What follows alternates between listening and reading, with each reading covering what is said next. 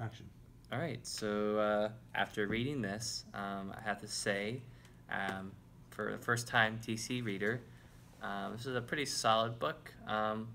There's a lot of stuff that's going on in here that they try to explain, like the whole history of Flash, which, I can see it being really confusing to go through, but they really do a good job, especially in the first chapter. I think that's when they talk about it. Towards the end, they mention all the history about Flash. And like that's essentially what this, to me, that's what it comes across as. Like it's a DC like universe book, which has like features all the different characters, but it's told through the narrative of Wally, and so like it's heavily like Flash stuff. So I guess if you're a big Flash fan, I guess this is something to look at. I mean, it's not like a definitive Flash book, but it has a lot of good art. Like you can see here, I just flipped open this page. It has I think we showed this in the video, but it has a cool splash page of Wally, some Batman sprinkled in, references to other characters, and I think I guess what the whole theme of this story is like passing the torch down to other, like the thing is I guess what I've noticed with this book, I just say I feel like I just noticed with this book is that there's with DC, not so much as with Marvel, but with DC, like they have characters, I guess legacy characters, right? Where not just one person holds the mantle for each hero, which makes it for interesting storytelling. Throughout this book you have the stories of Barry and Wally and the other Wally and stuff like that. Dick was best Batman. What? That's false. But you also have you have the Atom and his 2 reincarnations, the Beetle and his 2 reincarnations. So it's a pretty good story. I like it. I mean, the art is, and I guess another thing too. I gotta mention is the art's really good. We showed this in the read through, but this is just a really good splash page. I'm a big sucker for Silver Age art, which is more simplistic, but this is really nice. Like this stuff right here, like this whole panel, right, with all these different colors and explosions and effects. It looks really good, really neat and polished. No, I think it's There's only 3 artists on the book, right? 4. Okay. Yeah, 4 artists. But well, I like it. I mean, it kind of intrigues me to go back and see what's going on with all this stuff.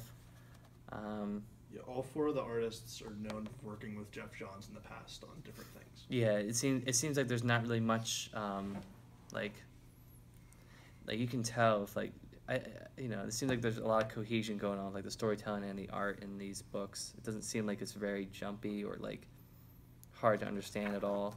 I don't know if that makes sense. Yeah, and Jeff Johns is kind of he's considered kind of the main creative force behind the DC universe. Yeah. The biggest guy.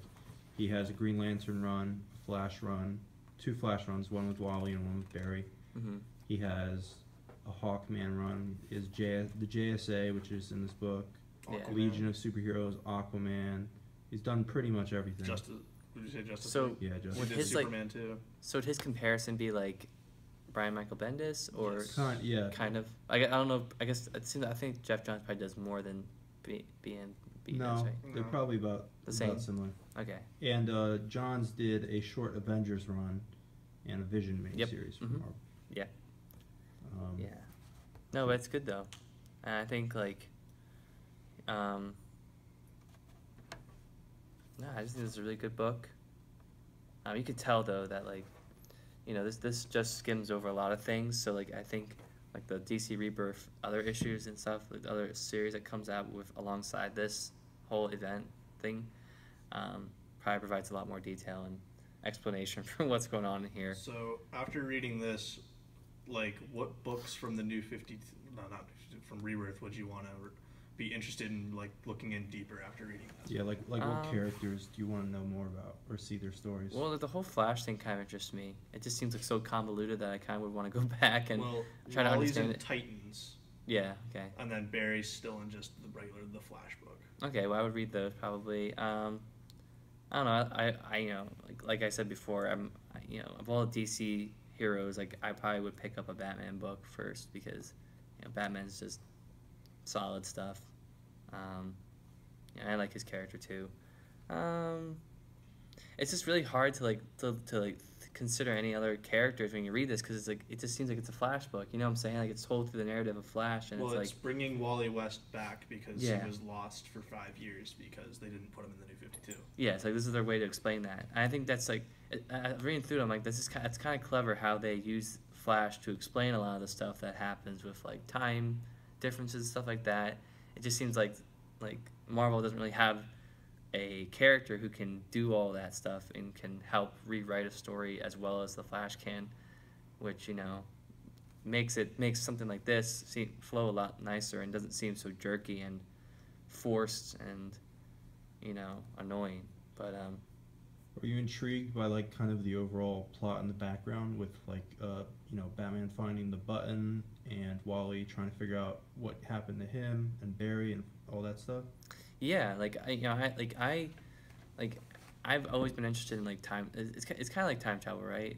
Or it is, I guess. Yeah, Kind it's of. similar. Like in alternate realities and stuff like like that. space-time continuum. Yeah, like I like that kind of stuff, So I think that's kind of like what pulled me into reading this. Like towards the end though, it got really good. Like I feel like the beginning was kind of slow at parts, but the end when like it focuses more on Flash and stuff like that, I think that gets better.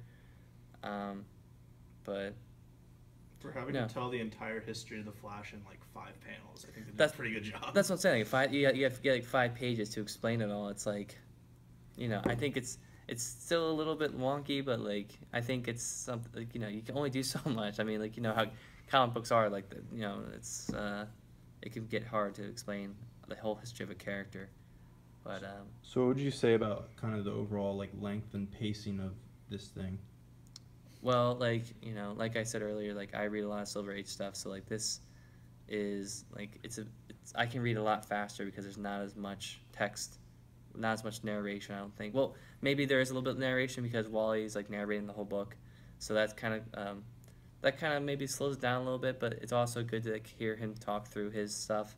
But no, I think it was pretty good pacing.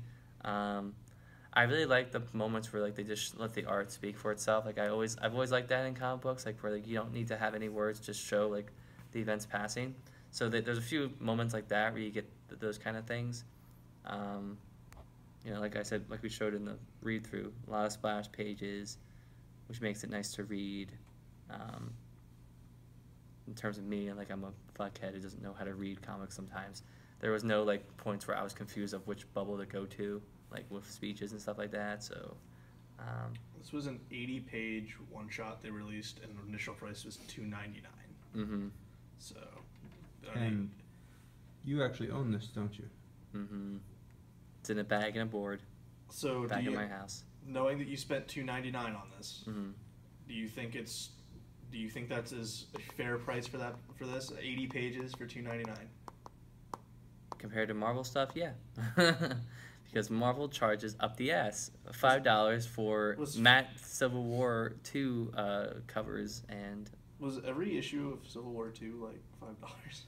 I think so. That's I think ridiculous. Yeah, most it's a of them rip-off. That's $5. ridiculous. that's why. Definitely first. Well, I mean, that's a completely different topic. I mean, I don't buy floppies anymore, or very rarely do I buy them. But for $2.99 though, actually we got it for $2. Remember? Because I think the store we went to, it was on. They gave us $1 off, Oh, really? so it was $2 for the whole thing. I'm like, okay. And we attempted to read it while at lunch. It was just you, me, and Matt, right? No, you, me, Matt, and Was Brandon with us? Brandon. Yeah, that's right. Yeah. hmm And I think he got like 2 pages in and The sushi cane. couldn't figure out who Wally West was, and then our food came. Yeah. Did you have any like favorite moments in particular? The ending was really good. Let's see if I can find With it. the button? No, the ending with like when Flash is Wally's about to go back into the thing, and then Barry pulls him out Okay. because he realizes who he is. That's really touching, I thought. Yeah. So like It's the fair some part. of the, like obviously you're coming in as a total person who doesn't know anything about DC, Mhm. and so like how do you think longtime DC fans receive this book and react to it? Whew. Well, I mean, like from what I've heard, I heard it was good, but I think this, like, from what I can tell, it seems like it addresses a lot of old history, which I know, like, with Marvel stuff, like, I think a lot of people who read DC books, like, for, like, the long haul, like callbacks to the original storylines and stuff like, that's always, that's always grabbed my attention in books, like, that always seems to, like, hit nostalgia factor for me, and it seems like this book really does that, like, with the history of him, and then with different scenes, not so much like telling, like explaining it again, but like showing it, like imagery and stuff like that. I think that's cool. But also like setting up for like what's to come with Batman and the Watchmen. I don't know, have they ever interacted before in a book or? The Watchmen DC characters? Yeah. No. So that's something new. DC just did announce this week that there's going to be a Batman and Flash crossover between the two books called The Button, where they're going to start investigating what the Watchmen button's all about. Yeah.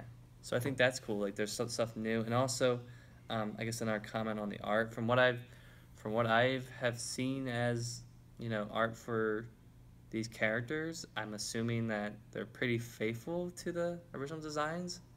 So I mean that's good. Well, I mean some people have like Superman has a new design. Yeah, it's like Batman has his design. Like he doesn't have the underwear, right? From the end of Snyder's run. Yeah. So, but like pretty much all of them are pretty faithful. I think that's something like a lot of people when that's what you're looking at when you're looking at a comic book. You're looking at the design of the characters. If they're not right, then you get pissed off. But who would you say give us maybe your top 3 or 5 characters that you think look the coolest? I think Batman looks pretty solid. As always, the outline of the bat looks a little weird, but like that's a little small detail. Yeah, that one really depends on who's drawn it. I'm guessing it's a new shape for the bat. Again, is it another new shape? No, the shape is pretty much the same as it's been for a little bit. It's just the yellow outline that's different. Let's see. I'm just looking at this page, I guess, because this is all from the comic, right? They're not changed. This is not changed at all. The images. Correct. Okay. I don't know. I think Superman's all right, but again, like there's stuff that's not exactly right with him. You know what I'm saying? Like there's no missing the trunks. The trunks, and then I don't think he's wearing red boots, right? No, though they are changing the costume. They're giving a red boot. It's like he's jumping around in a blue like what's the footsies? Yeah, like if you look at the top and other pictures we can show you later, like the top of the boots have like red highlights. That's not really weird. I think Captain Marvel's looks pretty good, right? Pretty spot on to like what he had before. It's a little different. It's his gold. Cape was more of like a sash thing. Yeah. It's not like a full on like cape and hood. Okay. I like Aquaman's. It's just he's mostly unchanged. Yeah, but it's just like it's weird, like comparing it to like the movie version. It's like, it's very like very simplistic, very like comic booky. Like what I'm saying, it's kind of hard. It's kind of hard to adapt to the full screen, but it works. I like it in a comic book setting, and I liked Adam's design. I mean, like that. The neutron thing on the top of the head was a little weird, but I thought it was cool. So, like, I wouldn't consider myself a giant DC fan. I'm definitely more of a Marvel fan. Mm-hmm. But I got pretty emotional in the scene. Well, what do you think is the most emotional scene in this book? Especially for DC fans. I feel like if I say the thing that's not yours, you're gonna be mad at me. I thought it was that same point when he pulled him out. Well, before you say this, we talked about like how bigger DC fans take this book. Mm-hmm. I mean, I think I'm more of the DC guy than you guys. Like, I took it more as like this is an apology for like the last 5 years, because the New 52, a lot of it like really was not good. Mm-hmm. So like it was kind of just like it's an apology and like giving, like basically they said they admitted they were able to admit they were wrong, and like they gave us all the stuff we loved back. Yeah, and now this stuff is selling out like every single Marvel book, right, that they're putting out on the shelves now, right? Yeah, a lot of it. So. But yeah, my answer was going to be the hug scene. Yeah. When Barry and Wally hug each other. Yeah. And a lot of people would probably consider that like one of the top moments in comics in general from the past year. Like Have they ever past, done- past have they- like 5 years for me. Have they ever done that before in like the past? What, hug each other? Yeah. I mean, I'm sure, but Sure, it was his uncle. I'm it's sure. But like, it's the basically the context circumstance, of yeah, it. the circumstances, yeah. yeah. Wow, my just lost my train of thought. The Linda Park stuff is pretty emotional. Yeah, too. Linda How she Park. doesn't remember him. Mm-hmm. Yeah, that was really sad too, because I thought that was gonna be the end. It's just like, oh, well, she doesn't know me, so I'm just gonna fade off into existence and in be the- gone forever. In And the it's old like, DC universe, he's married to Linda, and they have 2 kids who Nice. also have speedster powers. of course they do. So like, Wally kind of. How like, do they get that though? I thought Flash got his from getting chemicals and lightning. I think his kids were born with it. I can't Yeah, remember. it's just Are they some weird mutants? genetics thing. It's a genetics thing. They're mutants.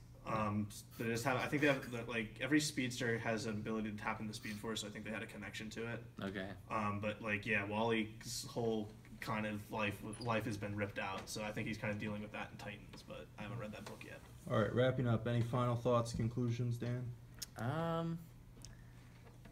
I can't say for certain that I'll be a DC fanboy, but I have some interest in this. I think the next book I'll probably be reading for DC is Kingdom Come, since I have that. And that's another broad spanning thing. I guess for the moment, I think I'm just going to look at that stuff just to get like my feet wet with a lot of different characters at once, and then pick and choose which ones I think are awesome, and then delve into that more often. But yeah, good shit. All right.